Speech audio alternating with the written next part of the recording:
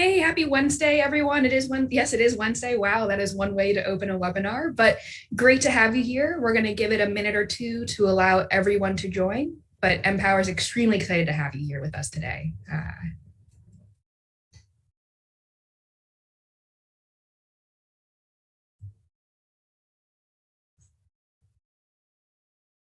Great. I see the number of attendees rising pretty fast, which is great.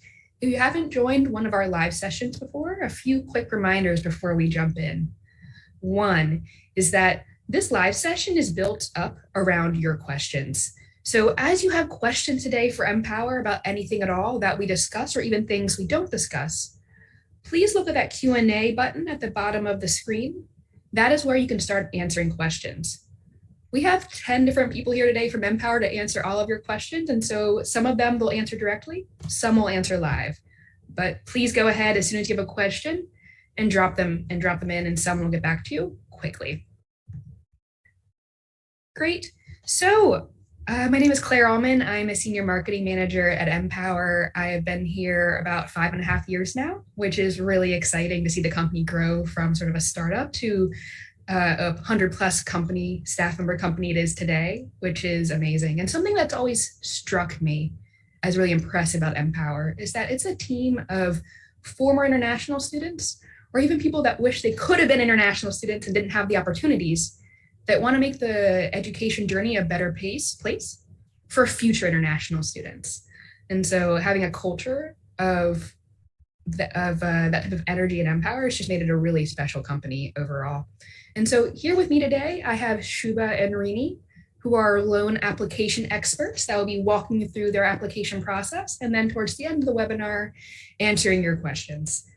So before we begin, I'm going to send out a poll to figure out just a little bit more about who we have here today so we can tailor the content to your needs. Give me one moment. Great. So everyone should have just received a quick poll. And while you're completing that, I'm going to have our panelists today introduce themselves. So Shuba, do you mind introducing yourself for the people we have in the room today? Sure. Welcome all to the webinar. My name is Shuba. I am a team lead in customer relations. I've been associated with MPOWER for almost 3 years now, and happy to be helping all the students for the past 3 years. And then Rini, same thing. Mind introducing yourself? Absolutely. Very thrilled to be here and helping all the amazing students out there get closer to their dreams. And the reason for that is because I have seen, experienced, and gone through the issues that an international student goes through my friends.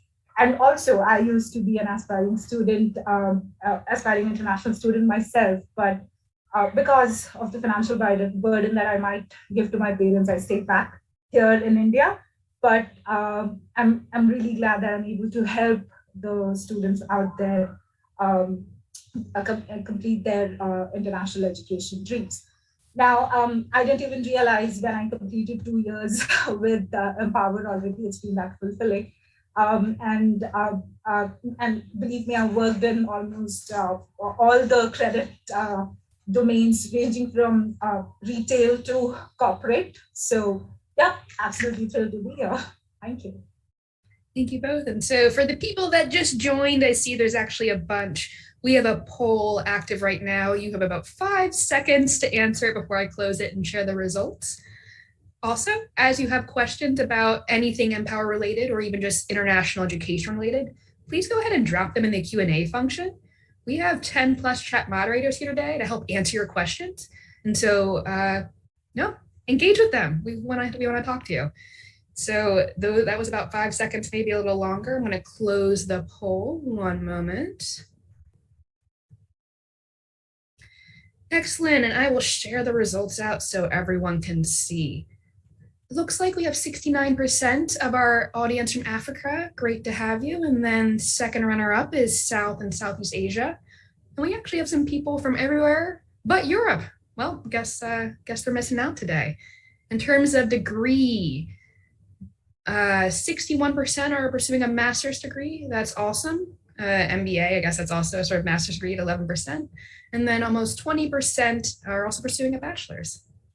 Great to see. Wow, this is the most equal split of major I've seen in a while. 7% for arts and literature, but then 32% for business and management, 33% for STEM, and 28% for others. So a really diverse mix. And then last, my favorite question, where would you like to visit for your next vacation? We have 90%, 19% with mountains, 30% at beach. Big cities is clearly the winner at 48%. We have 2% that want to go to the desert and 2% that want to go to the South Pole. I clearly want to go to the mountains. If you look at my background, highly biased. So I am team mountain. Rini, Shuba, where would you want to visit? I think mountains right now. Yeah. I am a beach person any time of the year. All right, so we have 2 team mountains and one team beach, and then I think our attendees make up the big city population, so everyone's represented. Great, so now that we've gotten our pool out of the way, we're going to move on to our application walkthrough. And so Shuba, I'm going to turn it over to you to walk everyone here through the MPOWER loan application in brief. And then we're going to move on to Rini afterwards to talk through sort of our underwriting guidelines and some tips and tricks from her. But over to you, Shuba. Sure. Thank you, everyone, and welcome on board. Hope everybody is able to see my screen. Yes, all right. So I'm here to take you through the application process today. Typically, there are step 1 to step 9 while filling an application. So let me take you through one by one. So this is the MPOWER page. So if you can just type in empowerfinancing.com, so it'll take you to this home page. So you need to click on Apply Now. So if you click on Apply Now, it'll take you to the next page. So this is the starting page where you can choose one of the options depending on where you are currently. So the 5 options are, I'm thinking about studying. In case you are still not enrolled and thinking about it, you can choose the first option. If you're conditionally approved and accepted by a school, you can click the second one. And if you've already been accepted and you have an admission letter, you can click the third. And if you're enrolled, you can click the fourth. And we also have a refinancing option for the existing loan providers as well. This is one of our new products. And the next option you would need to select is, how did you hear about us? So you have various options you can select, whether it is social media, LinkedIn, Facebook, or through one of the partners. So you can click that and click on the next button, and it'll take you to this page, which is your check your eligibility page. So here you'll have to give in the university which you are enrolled or planning to enroll, the school, the degree which you are enrolled, and your expected graduation date. So your expected graduation date is when will you be graduating from the current university which you are applying for. So sometimes students mistake it to a previous graduation which they have completed. So this is something which is important and will help your application move forward. And then next is your first name and last name. One thing to note important here is, make sure that the name which you're entering here matches one of the ID proofs, that is a national ID proof, your passport, so that in future you might not have any issues with your application. So make sure that these are correctly entered. And then is your email address and your mobile number, and then is your citizenship country. So once you fill in those details, it'll take you to the next page, which is if you're eligible with the basic criteria provided, it will take you to the next page that you're eligible, and you will need to provide the basic details. That is your name, your last name, your preferred name, and then your citizenship, and what is your current immigration status. Do you have a visa in the US, or do you have a social security number? So these are not mandatory, so you can click no if you do not have either of them. So that's absolutely fine. And then the next page, you would need to fill in your date of birth, your identification number. So that is your passport number. So passport is one of the mandatory documents required to apply for a loan with MPOWER. So you need to fill in your passport number here. And then the next stage is your contact info page. So that is your email address. If you have any other personal alternate email address, you can provide that as well. Your number, your alternate phone number as well. And there's another option where you can select your preferred communication type. So we give this option to applicants where they can give what time they want us to contact us. So you have the option to select that you want us to contact us at this particular time, so that we will contact you only during those time zones. And also preferred communication mode. Are you comfortable with email? Are you comfortable with phone, or either, right? So you can give your preferences there, and that will be taken into consideration when we're trying to reach out to you. And then next is your address section, where you fill in your permanent address. So if your home country address, right? So you need to give your permanent address. And if you have a current address, you can give your current address as well. Sorry about that. Yes. So you need to give in your permanent address, and also while submitting an application, you need to provide proof of this permanent address as well.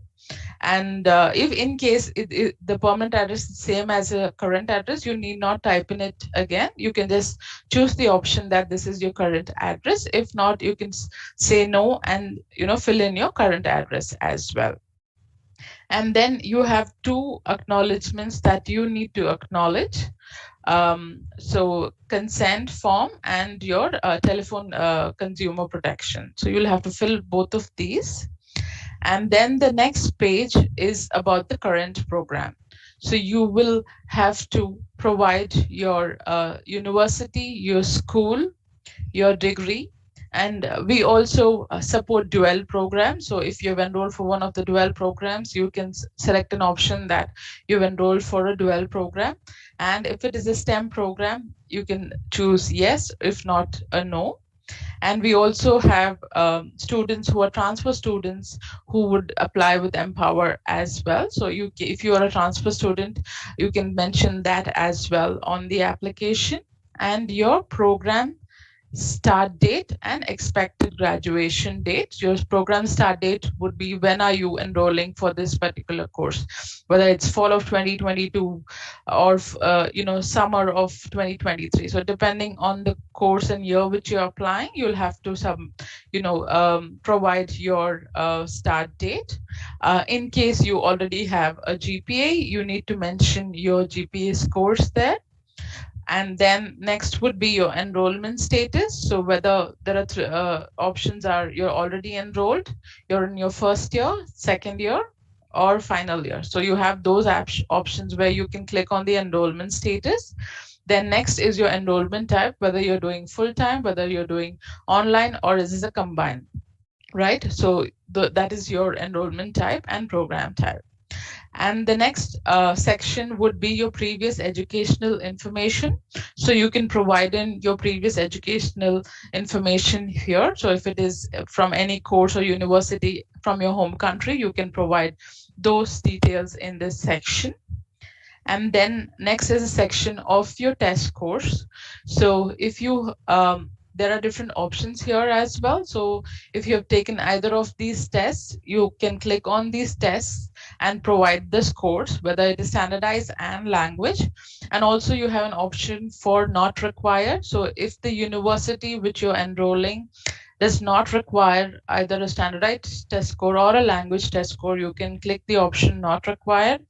If the university has waived either of these scores, you can check the option as waived. And when you're submitting an application, if it is waived, you will need to provide a proof that it has been waived from your university. It can be a screenshot from the university website that it is not required, it is waived for you. So you can provide those as well. and you can click on Save and Continue next. So the next page or the next step would be the employment information. So if you have previous employment experience, you can provide these details. So if you don't have as well, you can click the option No. So, and also you can provide us details of which are the countries which you're authorized to work. So if you are authorized to work in specific countries, you can provide them. If you're already in the US and have a different visa, so you can provide those details here as well. And if you currently have an internship offer, you can provide them as well. And your employment history, so how many years of experience you have, so you will need to provide that, and click Save and Continue. And so this is the next section, which is the funds required section, most important section on the website, on the page. So here, one thing to note, it is funds required annually and not per semester. So when you put in the details here, it automatically calculates for annually and not for one semester. So here you will put in your tuition cost. What is your estimated tuition cost per year? So that is what you will mention here. And the next tab is your cost of living. So your house, food, transportation, right? So Empower covers those as well. So you can mention the estimated cost of living. And one thing to note is the estimated cost of living also depends on few universities. They accept funds from Empower or institutions for cost of living, but some don't. So, but it is better for you to reach out to your university before applying for this aspect. And then if there are any other additional expense which are not listed, you can provide them there. And the next is your semesters until you graduate. So how many semesters you have until you graduate? Suppose you have not yet started and you have 2 semesters. You've already started and you have 1 semester remaining, right? So you can choose all of that. And once you provide all of these, the cost gets calculated automatically. And then next is your funding sources. So if you have any additional funding, right? So you know the maximum you can borrow from Empower per academic period per semester is 50,000, and for your lifetime it is $100,000. So in case you have any other additional funding in addition to what you're requesting from Empower, you can declare them here. So it can be personal funds, it can be scholarship, it can be funds from family and friends. So you can provide all of these details here. And please note, it is also better if you provide the maximum amount you have towards your education, so that will add value to your application as well. And then based on the amounts listed here, your cost of attendance, funding source, and remaining before Empower funding will be calculated here automatically on the details which you have mentioned. So this is the next screen, which will show you what is the amount which you have mentioned. So one is how much you want to request from Empower. So that is the amount which is mentioned here. First Empower funding requested. So that is for this particular semester which you're applying for. That is how much you requested. And then is what is the academic period which you applied for. So you can apply for one semester, you can apply for the entire academic period. So it'll either be fall 2022 or spring 2023 or the entire academic year. So one thing to note is Empower accepts application 1 year prior. So if you're planning a year ahead, you can definitely apply for a loan right away. And this is the summary of the financial plan. So how much is the cost of attendance? How much is the funding sources that you've declared? How much funding you currently need from Empower? And in case there is a shortfall, it will reflect here that there is a shortfall, keeping in mind the maximum amount Empower can fund and the funding declared by an applicant. All right. And in case you have any other debt, right? So you can declare them here also in this section. And then you'll have to acknowledge the Truth in Lending Act and the Credit Report Authorization Act. So once you acknowledge that, you have to click Save and Continue.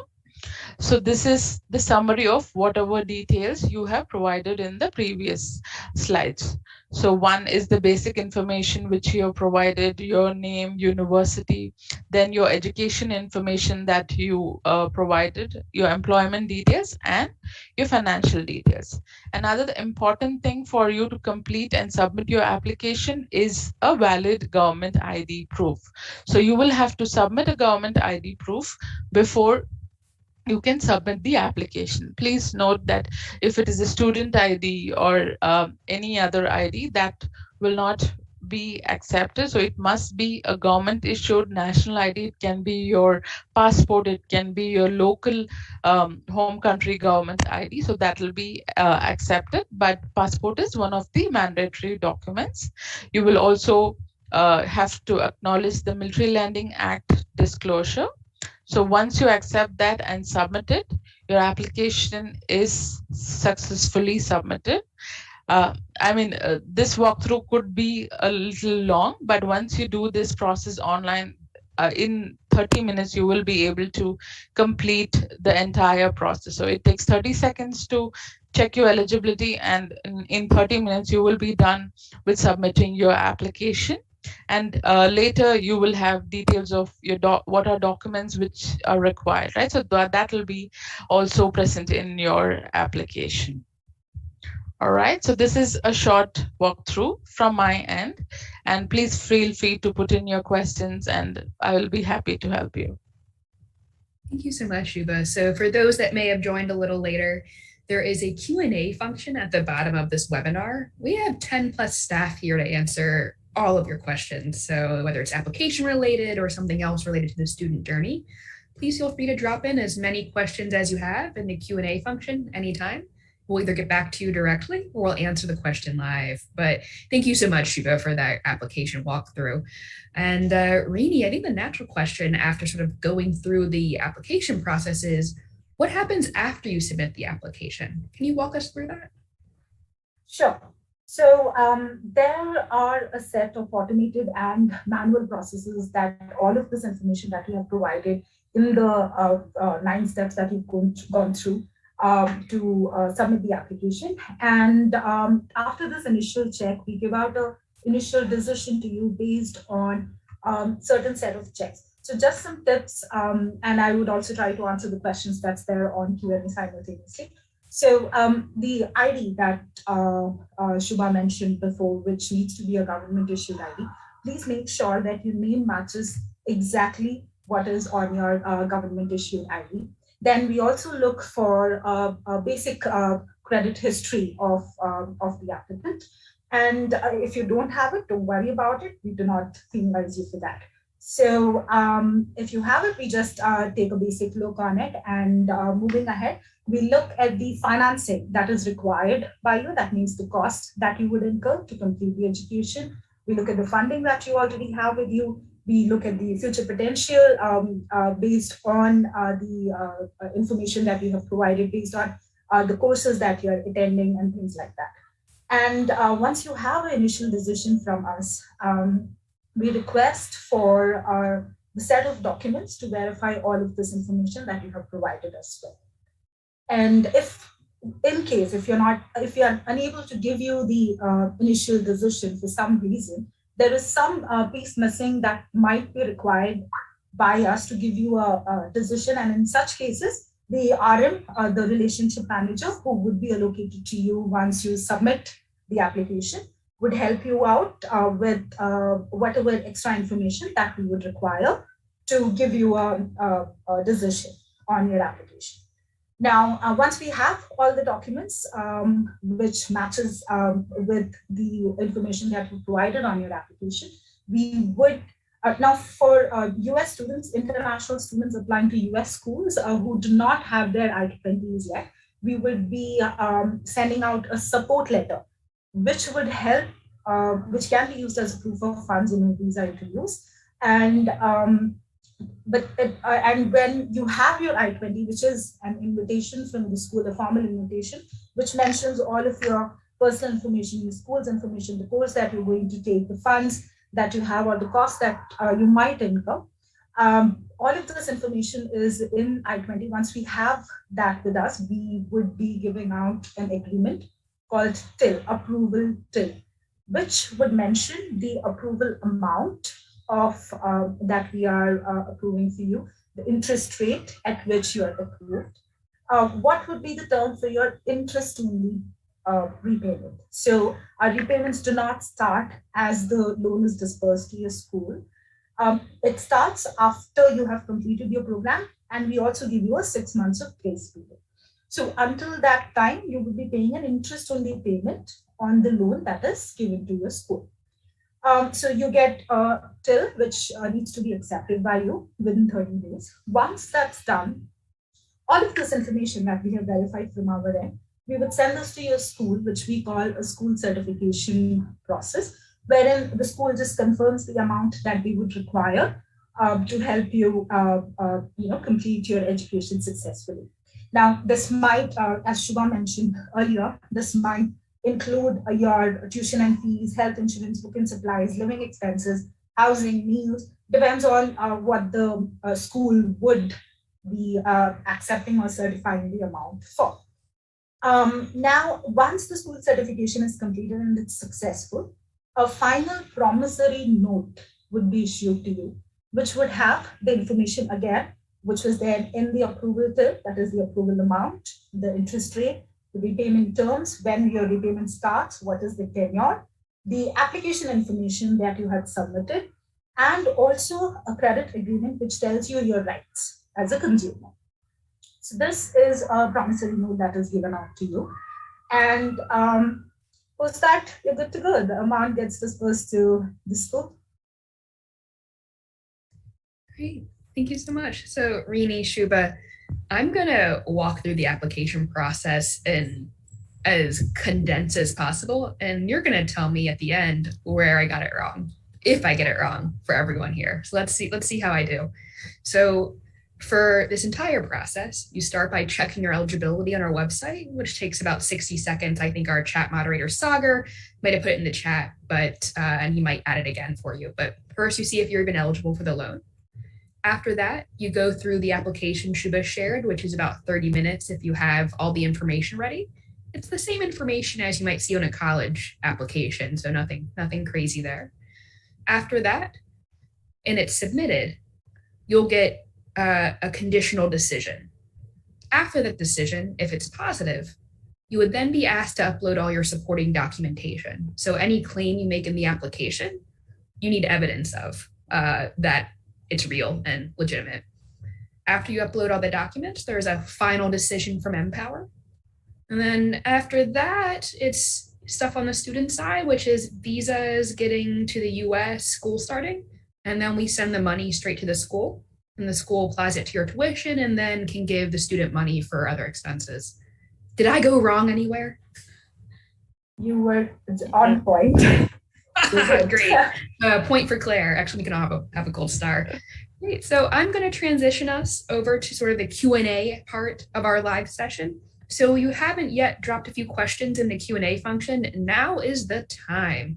So please go ahead and drop a few questions, and we're going to start answering them live.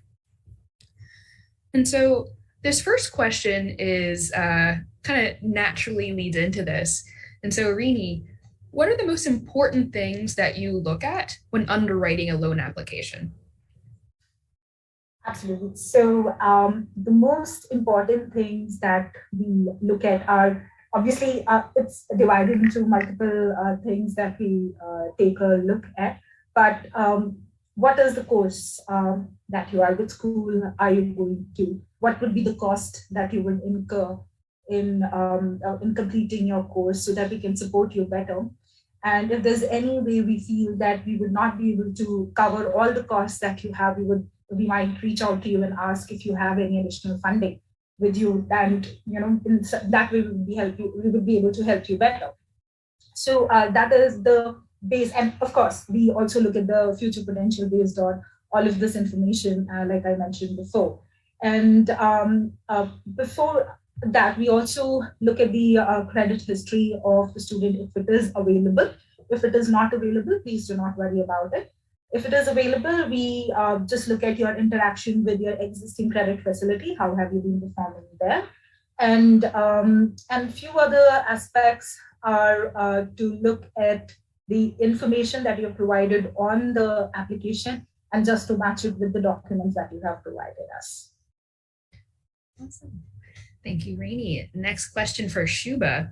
Do I need a social security number or an SSN to apply for a loan? So it is not mandatory for you to have a SSN. In case you have, you can put the SSN number. Otherwise, you will be issued a dummy SSN from MPOWER.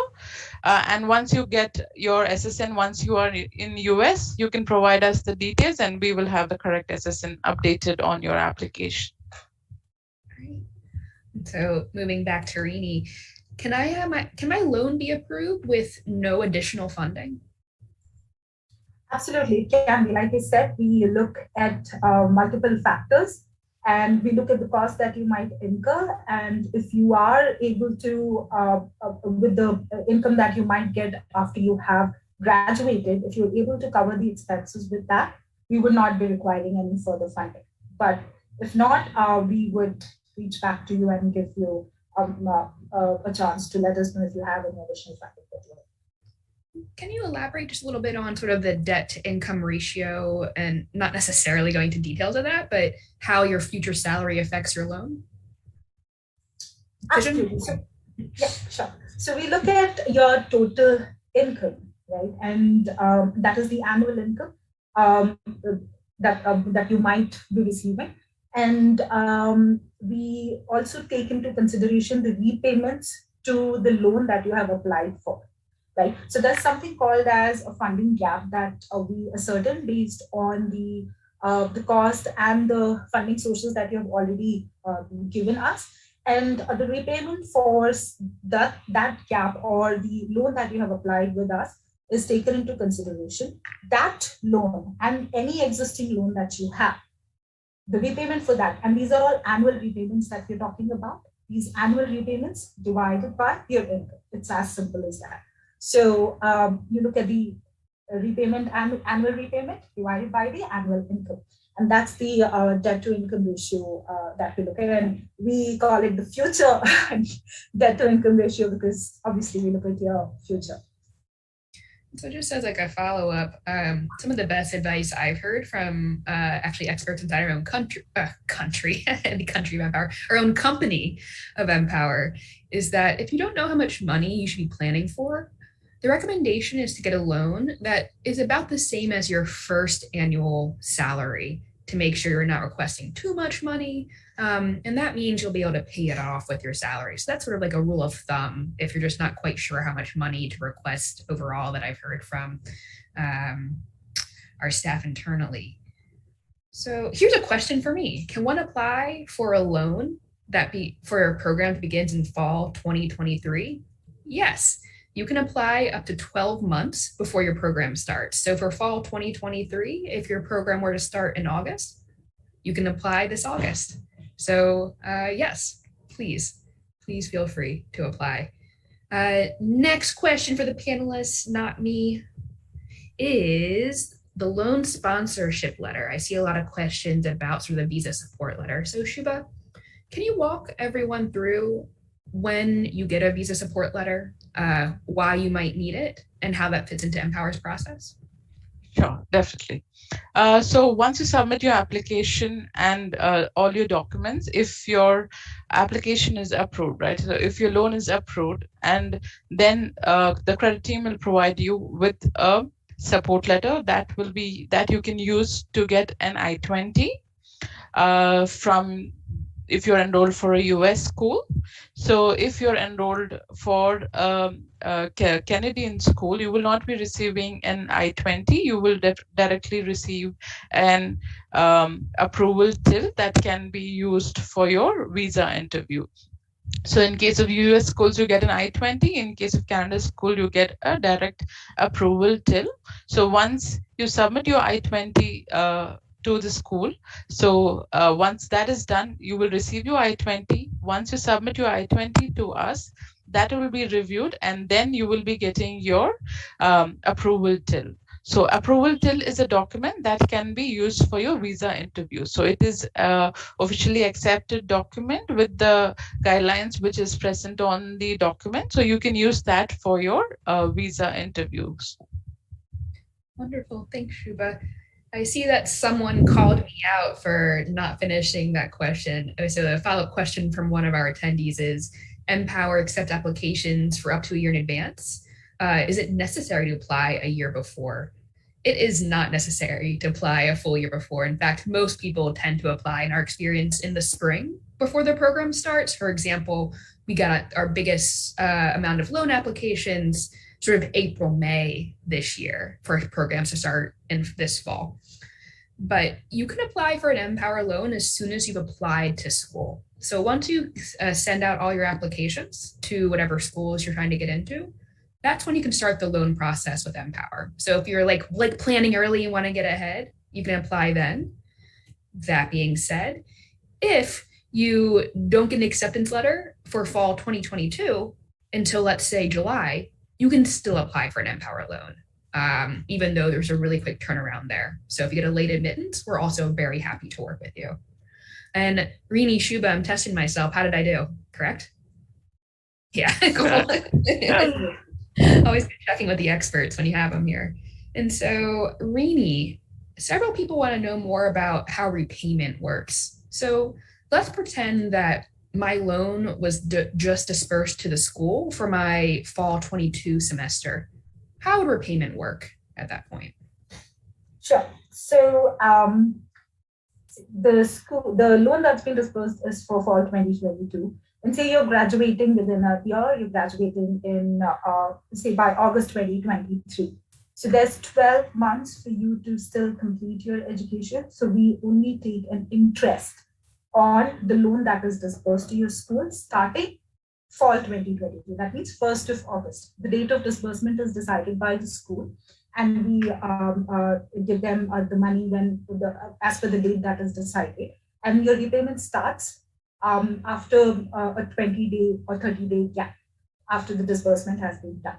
Now, the interest is accrued on a daily basis, and based on the number of days in a month, your interest would come to you, but that is usually a set amount with a few dollars here and there, based on the number of days in a month. After the 12 months is completed, we give you additionally 6 months, a grace period, to just give us the interest-only payment and find an employment for yourself. After the end of the grace period, you would start the repayment, that is the EMI, which includes the principal and the interest amount both. And that would go on for a fixed term of 10 years. And with that, as the principal keeps reducing, the interest also keeps reducing, but that amount again remains the same that you will be paying for the next 10 years, since you have a fixed term and fixed interest rate loan. Great. And so I see a few follow-up questions about this. And so I think some people want to know sort of, if I don't have the money to pay in school, what do I do? And, you know, one of the benefits at working at a company and MPOWER being a company that was founded by former international students is that we are going to help you, not penalize you or scare you. We want to be as helpful as possible and support your dreams. So if you're in school and can't make those interest-only payments, just communicate with us and our servicing team. We'll come up with a payment plan that actually does work for you. We're very happy to communicate with students. Our general piece of advice is just reach out to us and we'll come up with something that works for everyone. But just wanted to call that out, that if something happens and things don't work out, we will work with you if repayment becomes an issue for you. And Rini, Nova Credit in credit reports, this individual says that their country doesn't have a credit system, and so they don't have a credit report. Will that affect their application? Absolutely not. Like I mentioned a couple of times before, if you do not have a credit history, if you do not have a credit report, we just need a proof that you do not have a credit history. And this is only for the countries where NOVA applies. But for all the other countries, if you do not have a credit history, you don't even go out and seek that from our end. Great. And then Shuba, can you review with us again sort of what the loan can be used for?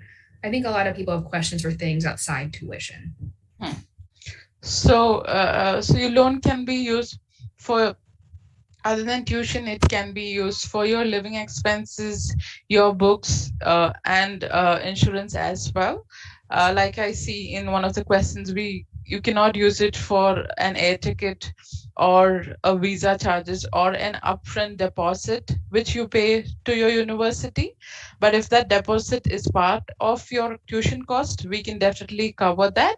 But we majorly provide for living, books, and other food and meal charges. And also it depends on the universities, especially if you are applying for a Canadian university. Most of the Canadian universities have some concerns accepting funds for expenses other than tuition. So in those cases, it is always advised for you to reach out to the university first to check with them if they accept, because MPOWER will be dispersing these funds directly to the university. So the entire funds, even for living, transport, and all of those, will be dispersed to the university, and the university will disperse it to your personal account. MPOWER does not directly disperse it to students' personal account. Great, thanks, Shuba. And Rini, my government ID is expiring in a few months. Can I still use it for the loan application?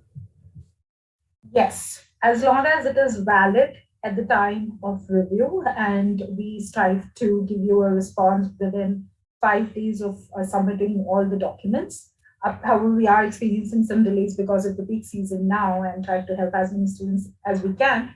But usually we come back to you within 5 to 10 days. And as long as it is valid at the time of review, we would not be asking for a renewed passport or a government ID. Great. So Shuba, does MPOWER help students with job placement after graduation? It's almost like a question I planted, but I didn't. So Sure, definitely. So we do have a program called Path to Success. So that is a program which we encourage all the in-house applicants to look at as well. So Path to Success program is a program where we support the existing applicants. We have a lot of things which we do under that, where we do help you in resume reviews, preparing you for job interviews, and where we do also plan of webinars. We do a lot of webinars which will help students to groom themselves to their careers, and we also reach out to applicants voluntarily to know their interest. And we're also planning to have networking session where we can combine all of the people with same interest and provide them career advice there as well. So we definitely have future plans as well to see how we can expand the Path to Success program. Excellent. Thank you, Shuba. So Rini, after loan approval, is there anything that happens by mail, or is it all electronic? It's all electronics. We are a fully digital company, and we even take your signatures electronically. So you would not be getting any hard copy from us. Please keep a lookout on your email box. You will keep getting regular emails and intimations from us on your loan process, progress, and loan approvals, and any documents after that as well. Shuba, can you review with everyone what the eligibility requirements are, just to get through the eligibility check and start a loan? What do we look for to figure out if someone's eligible for our loan or not? Sure. So one of the eligibility criteria is the school or college which you are applying should be listed with MPOWER. So they need to be listed. So if you go to the website, you will be able to see the schools which we support. So you have a list. So that is one of the eligibility criteria. The other eligibility criteria is that you must be within 2 years of graduating. So in case if you are enrolled for an undergrad course, you would not be eligible for your first and second year right now. We will be eligible for your third and fourth year. So MPOWER covers the third and fourth year of your undergrad course. Great. Thank you, Shuba. And quick reminder to the audience, we're in our last sort of 15 minutes of this live session. So if you have a question you've been saving and haven't answered it yet, now is the time to drop it in the Q&A function. So give our team a chance to get back to you before the end of this session, but please go ahead and put those in so we can accommodate you to the best of our abilities. And back to Q&A. Let's see. So this is an interesting one. So Rini, if someone receives a conditional offer from MPOWER after submitting that initial application, what are the factors that might cause them to be denied a loan later on? Or does that even happen commonly? The probability of that happening is quite less. If you're conditionally approved, then we have all the documents that proves the information that you have mentioned on your application. It's highly unlikely that we deny a conditional offer, but it does happen because the reasons might be variation in the costs that would apply to your course and program, the variation in some of the aspects of calculation of your future potential, and also we might come across some additional debts that you might have on which went unseen in our initial assessment. So these are the common reasons for which you might be declined. One of the most common reasons is if we are unable to help you without any additional funding, and that happens when usually the costs go higher than what was stated in the initial application. Got it. So as a follow-up question, if someone, let's say, applies for a loan for a certain amount, but then later realizes they need more money or less money, Rini, what did you advise that they do? Sure. So the maximum that we allow in one application is $50,000 per term, and for your lifetime it's $100,000. So you can put in another application with us as well. So if you have not still applied for $50,000 and if you feel that you need more money and you've applied for a lesser amount, you can always reach out to your relationship manager and ask them to change the requested loan amount. The same applies for reduction in loan amount as well. So it happens in various processes. If your application has been decisioned, and I'm talking about the final decision, if it has been decisioned and you have already accepted the loan offer from your end, you would be seeing the changes in the final P note that I was talking about before. You might or might not get an approval till again issued to you with the revised amount. However, if it is before the decision has been given or before you have accepted the loan offer, we change the loan amount and give you the updated agreement as well. Another follow-up for Rini. So we mentioned annual salary earlier today and how that might impact the loan decision. This person wants to know if it's my current salary or my future salary. Can you provide a bit more detail for anyone else who might be confused about how we look at salary in the loan application? Yes, absolutely.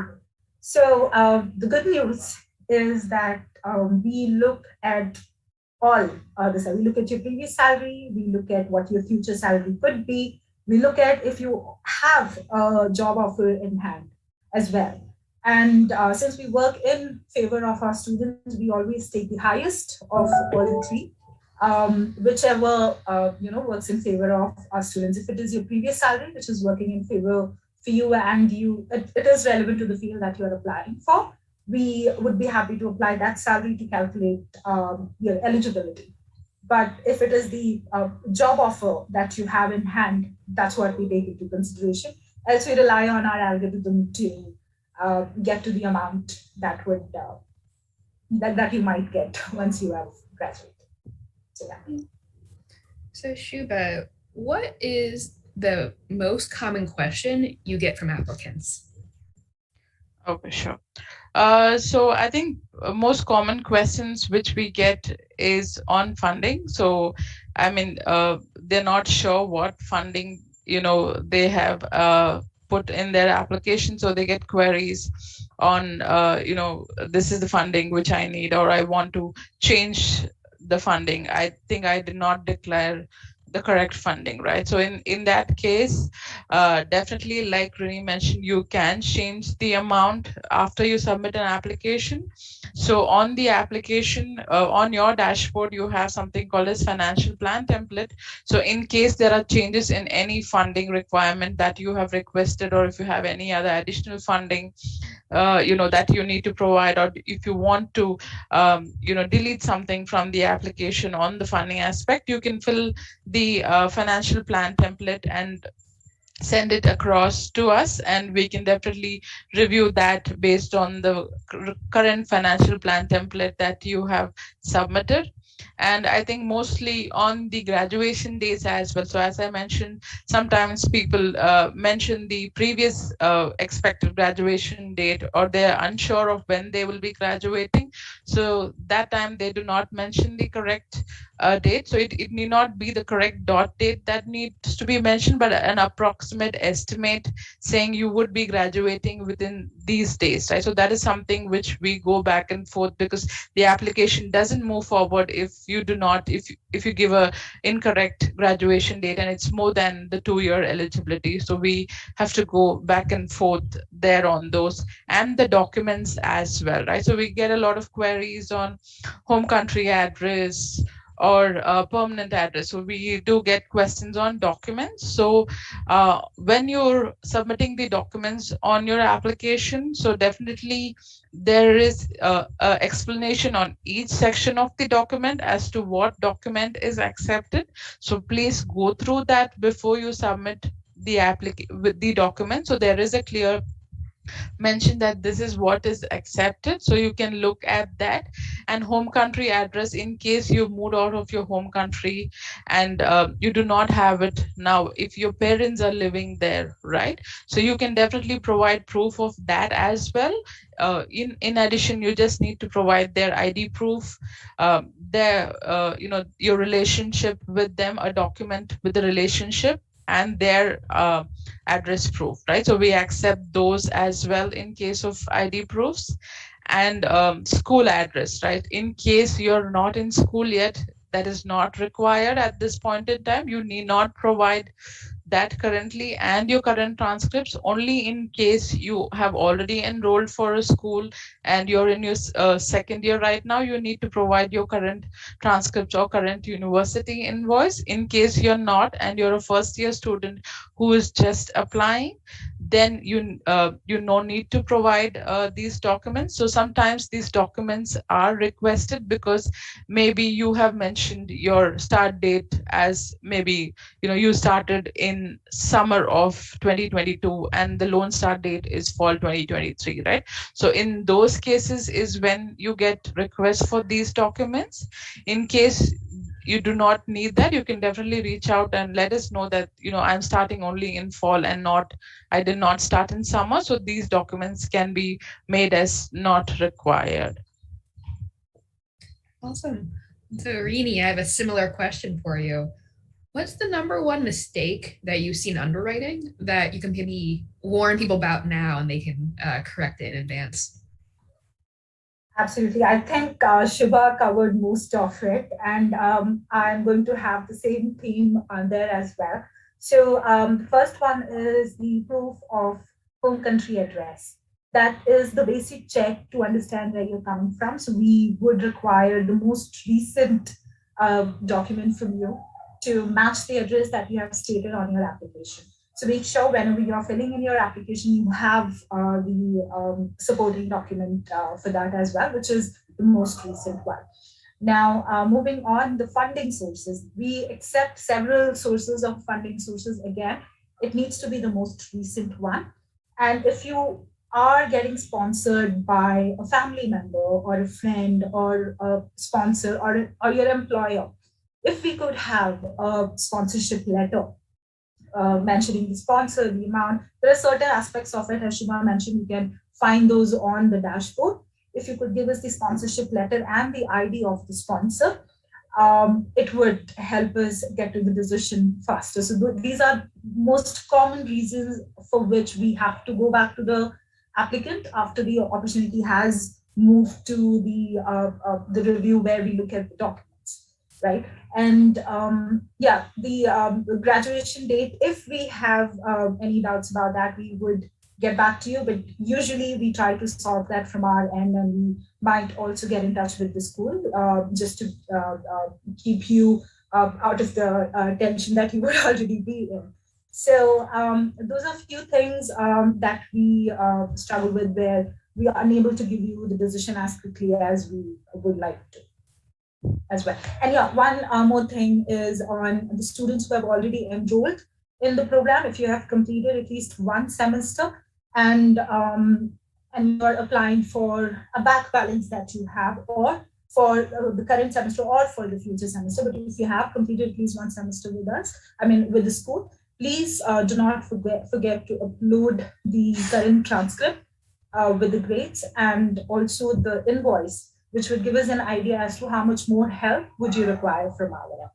Now, those are a few things from my end.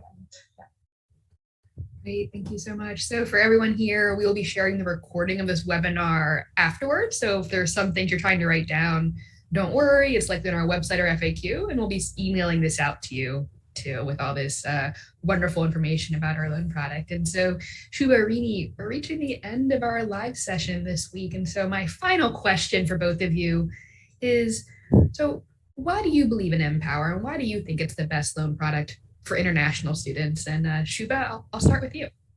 Sure. I think like the name suggests, right, we definitely believe in empowering a lot of individuals who want to pursue their education and make a career out of their education. So that's something which MPOWER is one of the unique providers who provide loan without a cosigner and collateral, right? In most of the countries, if you do not have a collateral or cosigner, it would be very difficult for anybody to acquire a loan. And I hear a lot of parents saying that I want my son or daughter to stand up on themselves and take own responsibility to pay back their loan.